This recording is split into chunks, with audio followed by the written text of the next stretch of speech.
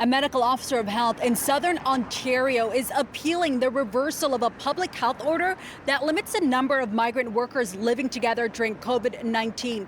Today, the public health unit battled it out with farmers who successfully challenged the order last month. Lawyers representing the chief medical officer of health of Haldimand Norfolk Health Unit say a review board's decision to overturn the original order, which restricted the number of migrant farm workers to 3 per bunkhouse during initial self-isolation, was disappointing. The board had said instead that each bunkhouse would have to be evaluated individually. The county says it doesn't have the resources during a pandemic to do that, and the order was put in place to effectively protect the thousands of workers who travel to the region during outbreaks that can easily spread in congregate settings. The lawyers for Schuyler Farms who challenged the order are standing with the board's previous decision in their client's favor, putting forward 4 arguments, among them that the order is arbitrary and unreasonable, not supported by evidence. For one, that there's no evidence of any outbreaks at any bunkhouse during initial self-isolation. Opposing counsel responded saying that's inaccurate.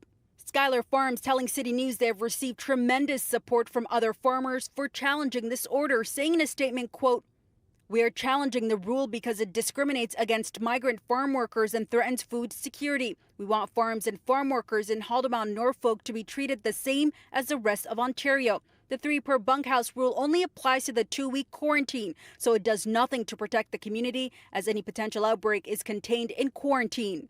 The hearing was held on YouTube and also involved a number of interveners speaking in support of the public health order, who said the board didn't consider a key factor, that the doctor was acting in the best interest of protecting racialized individuals who are vulnerable here in Canada. They're underprotected, so there's fear of losing their jobs if they refuse unsafe work or question their employers. And living in remote locations means they're unable to access health services without alerting their employees. Schuyler Farms said they have not had any positive cases among migrant workers, though they wish they had better access to testing.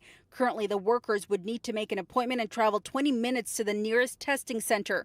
Right now, they employ over 100 migrant workers and are hoping to get to 200 for apple harvest season, with ongoing plans to social distance in the bunkers. Now, it's unclear when a decision will be reached, with the 3-judge panel saying that they will need time to review today's submissions. And until a decision is reached in this appeal, the county says this order will stay in place. In Toronto, I'm Faiza Amin for City News.